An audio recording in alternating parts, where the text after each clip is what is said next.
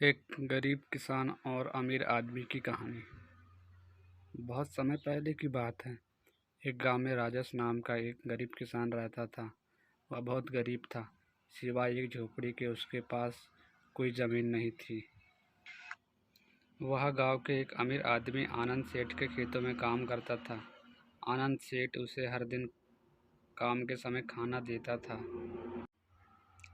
और थोड़ा बहुत महीने में उसे पैसे दिया करता था। आनंद राजेश को अपने खेत में बहुत काम कराता था और उसे बहुत व्यस्त रखता था ताकि वह उसी का काम करता रहे।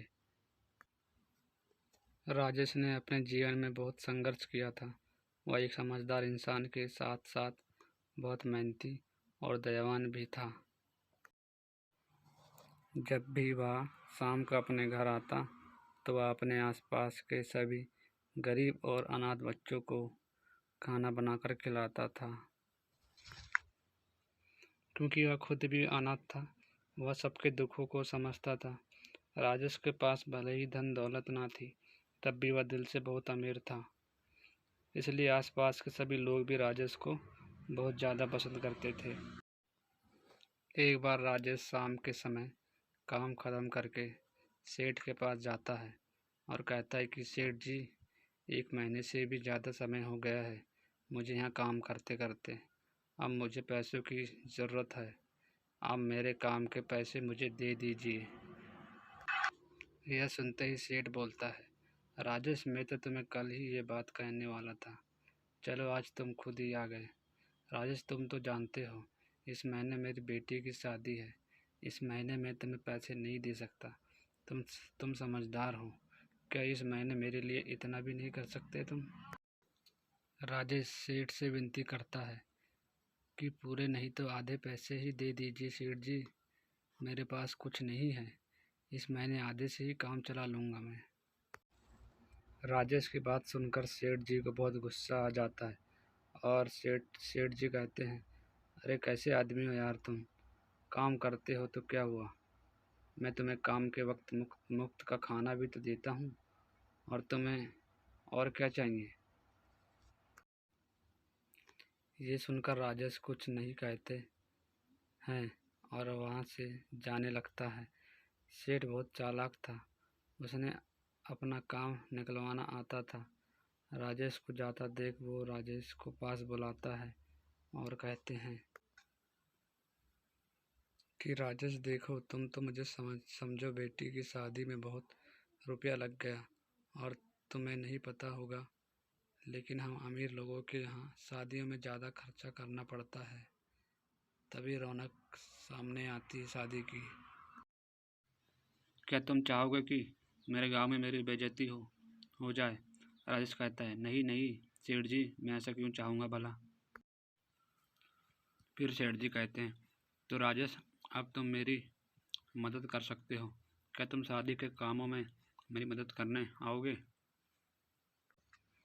और सेठ रोने का नाटक करने लगता है। राजेश किसी को दुखी नहीं देख सकता था। वह एक बार में ही सेठ को हाँ कर देता है और अपने घर को लौट जाता है। इधर राजेश के जाते ही सेठ मुस्कुराता है और कहता है, बेवकूफ़ कहीं का, खुद को बहुत समझदार समझता है। राजेश अपने घर की तरफ जा रहा था और बहुत परेशान था। राजेश को आते देख सभी बच्चे उसकी तरफ भागते हैं। उन सबको देखकर राजेश को बहुत बुरा लगता है, क्योंकि आज उसके पास उन लोगों के लिए कुछ भी नहीं था। वह घर के अंदर जाता है तो देखता है कि घर में कुछ भी पकाने के लिए नहीं था। आज वह रोते रोते उन सभी बच्चों से वापस चले जाने को कहता है।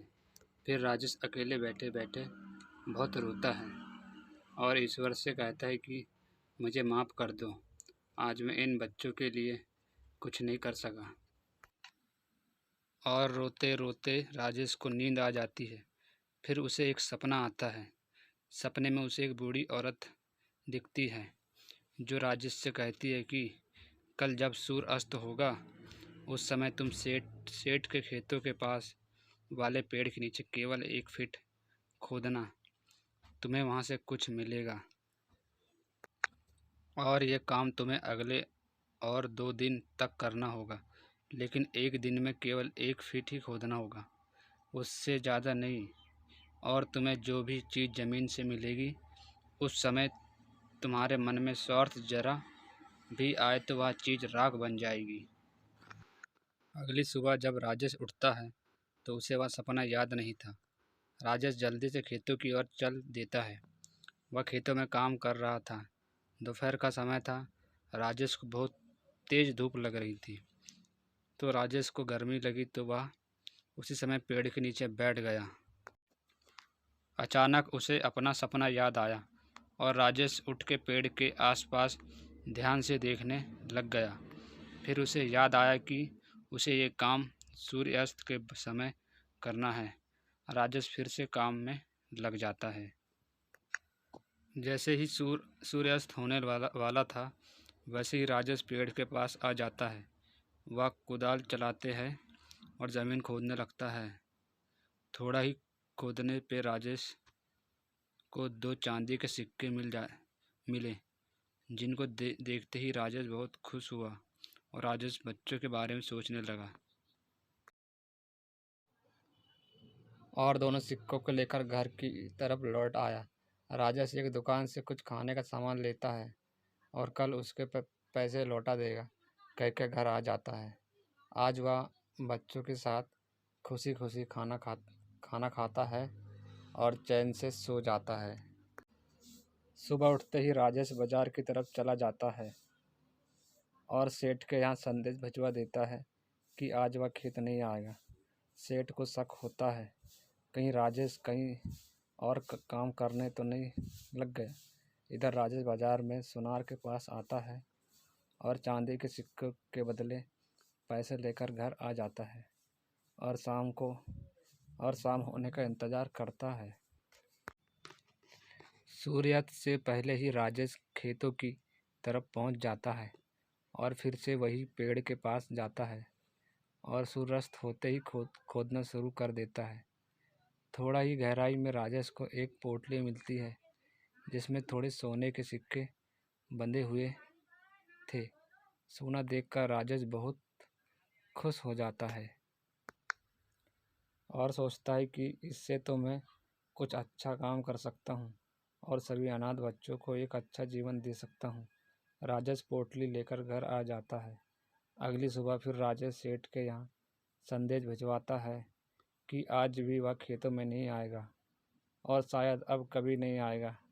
यह कहकर राजेश बाजार चले जाता है। अब सेठ को राजेश पे शक होने लग गया और सेठ पता लगाने लग गया कि राजेश कहाँ जाता है।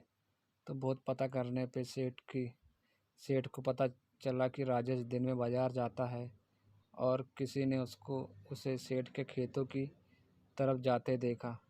तो सेठ ने सोचा कि आज वह खुद राजेश पे नज़र रखेगा। सूर्य अस्त से पहले राजेश फिर से खेतों की तरफ जा रहा था। सेठ भी उसका पीछा करने लग गया और छिपकर सब देख रहा था। जैसे ही सूर्य अस्त हो रहा था, राजेश ने ज़मीन को खोदना शुरू कर दिया और थोड़ा ही खोदने पे राजेश को एक घड़ा मिला। राजेश ने जैसे ही घड़ा हाथ में लिया, वैसे ही सेठ ने राजेश के हाथों से घड़ा छीन लिया और हंसने लग गया। सेठ राजेश से कहने लगा, तुम तो बहुत चालाक निकले। मैं तो तुम्हें सीधा समझ रहा था, लेकिन तुम तो गड़े खजाने की ताक में बैठे थे इतने दिनों से ऊपर। आज तुम्हें मौका मिला, लेकिन अफसोस कि अब ये घड़ा मेरा है। ज़रा देखो तो इसमें क्या है। सेठ जैसे ही घड़े के ऊपर रखा कपड़ा हटाता है, सेठ की आंखें फटी की फटी रह जाती है। घड़े में बहुत सोना भरा हुआ था। सेठ ये देखकर खुश हो जाता है और सोचने लगता है कि अब मैं पूरे गांव का सबसे अमीर आदमी बन जाऊंगा और पूरे गांव पे मेरा ही राज चलेगा। यह सोचते ही सेठ घड़े को देखता है तो घड़े में राख भरा हुआ था। सेठ एकदम से डर जाता है और रवि से कहता है कि ये कैसे हो सकता है, इसमें तो सोना था, अचानक इसमें राख कहाँ से आ गई। राजेश हंसते हुए बोलता है, सेठ जी आपको क्या हो गया, इसमें तो राख ही था, आपको ही सोना दिखाई दे रहा था। राजेश हंसते हुए वहाँ से जाने लगता है। तभी सेठ राजेश पे चिल्लाता है और कहता है कि ज़्यादा खुश होने का दिखावा मत करो, तुम्हारे हाथ भी कुछ नहीं लगा, और कल से मेरे पास काम के लिए मत आना। अब मैं देखूँगा कि कैसे तुम्हें काम के लिए भटकना पड़ेगा। और राजेश ये सब सुनकर भी मुस्कुराता हुआ वहाँ से चले जाता है, क्योंकि राजेश को इतना धन मिल चुका था कि उसे किसी के यहाँ काम करना नहीं पड़ेगा। कुछ समय बाद ही राजेश एक बड़ा व्यापारी बन गया और राजेश ने सभी बच्चों को भी अच्छी शिक्षा दिलवाई और अब उन बच्चों को भी भटकने की ज़रूरत नहीं थी। तो दोस्तों, इस कहानी से हमें ये सीख मिलती है कि हमें कभी किसी को भी कम नहीं समझना चाहिए और लालच के हिसाब से हम किसी को जज नहीं कर सकते। यदि आपको यह कहानी अच्छी लगे तो प्लीज़ मेरे चैनल को सब्सक्राइब करें, लाइक करें और शेयर करें। धन्यवाद।